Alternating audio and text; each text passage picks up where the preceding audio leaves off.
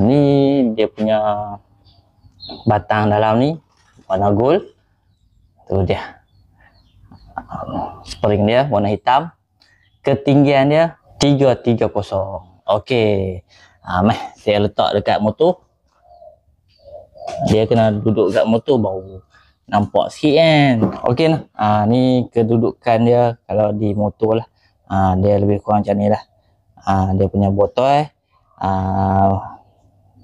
tengah-tengah ni dia punya spring.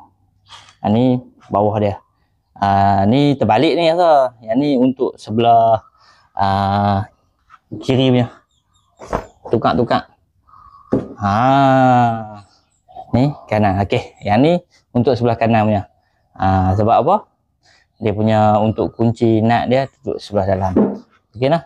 Dia punya kedudukan dia macam ni. Dia punya botol selari dengan absorber lah. Dia tak terkeluar sikit. Dia sama aja. Bila di bahagian belakang kita nampak Macam ni lah. Di motor. Ketinggian dia saya abang sendiri 330.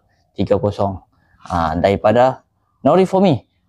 Kalau kata nak penjelasan ataupun gambar yang lebih menarik kan, boleh masuk di laman rasmi Nori for me, di TikTok ataupun di Muka Buku Facebook. Tu dia. Barang baik, harga pun okey. 880 sahaja daripada Nori for me. Absorber Yamaha S-Max. Okey lah. Saya pegang tu, takut jatuh. Kan? Kita pakai glove pun tak ikut jatuh. Okey lah. Saya tunjuk lah. Okey, dia main kotak macam ni. Barang ada di dalam kotak. Memang elok lah.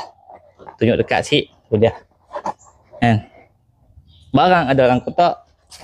Dia bagi sekali dia punya tool dia. Ni. Ada sekali dia selit dengan dia punya kad warranty. Okey.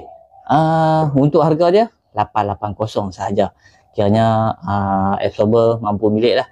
Kalau kata siapa yang nak boleh roger. Saya belum masuk lagi dalam Shopee saya. Jadi siapa yang nak tu boleh je lah nak roger kan. Cuma saya nak tunjuk saja barang ni, barang elok. Bos Nori for me minta saya tunjuk lah kan. Jadi saya dah tunjuk. Barang elok kita kongsi lah kan. Okey lah. Bagi balik glove kan.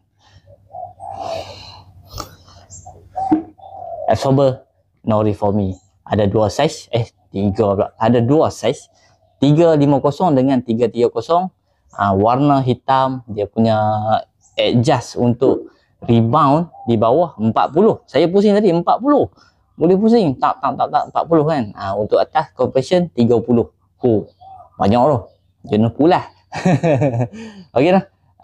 Terima kasih kepada yang menonton. Assalamualaikum.